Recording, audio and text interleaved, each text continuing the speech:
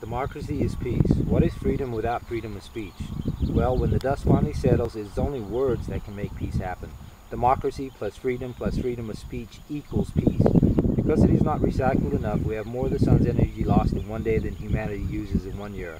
Most of the people around the world cannot take care of themselves. We cannot eat or drink concrete, and most of us cannot mend ourselves. There will never be peace without GRE, teachers, farmers, physicians, and the knowledge that comes from these professions.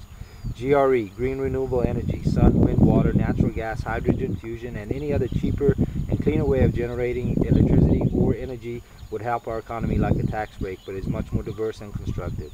You do the math. A few 100 million American home and business locations at an average of $500 electric bill savings per month would yield billions of dollars. The price of goods and services would eventually lower, and this would redirect enough money into our economy every month to slowly help our country out of debt, and our depressed economy will eventually recover.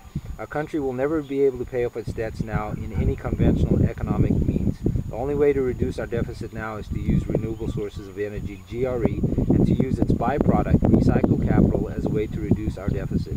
This gives us a new goal and direction. GRE takes politics out of Washington and will give our economy and planet a second chance. The Green Industrial Revolution will be similar to the Industrial Revolution. The Industrial Revolution came about as a result of the discovery of fossil fuels and the combustion engine. True, cheap, clean, renewable energy, GRE, and the engines that will drive it, whether man-made or natural, will result in the Green Industrial Revolution. After much thought and deliberation, David Bloch, an American farmer, realized that it was not only about the redistribution of wealth, but it's all about the redistribution of electricity, and this can only happen with GRE. America taking the first step in GRE is the key, because the developed countries of the world can follow our example. Developing countries of the world will be able to utilize some of the Western world's fossil fuels in the short term to improve themselves. We must plant GRE in these developing countries at the same time we're upgrading ourselves, and humanity will advance immediately. This is leadership, which equals respect. We can finally say goodbye to the industrial age and one day dirty energy. Even Fannie Mae and Freddie Mac's foreclosed homes can at least use some of the sun's recycled energy to pay for their vacancies, and this should be done first. This of course means we must take our recession and foreclosure debacles and turn them from lemons to lemonade.